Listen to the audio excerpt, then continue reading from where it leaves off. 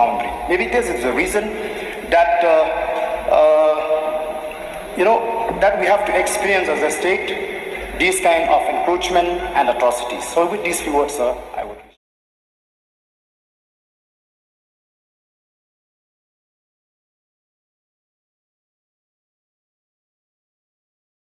These villages have protested against the MOU as they don't want to be under Assam.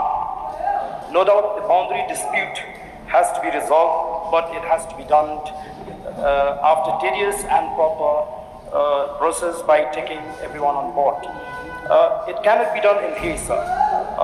In the name of boundary settlement, we cannot afford to give away our precious land to Assam. So as far as the war launched by the Meghalaya police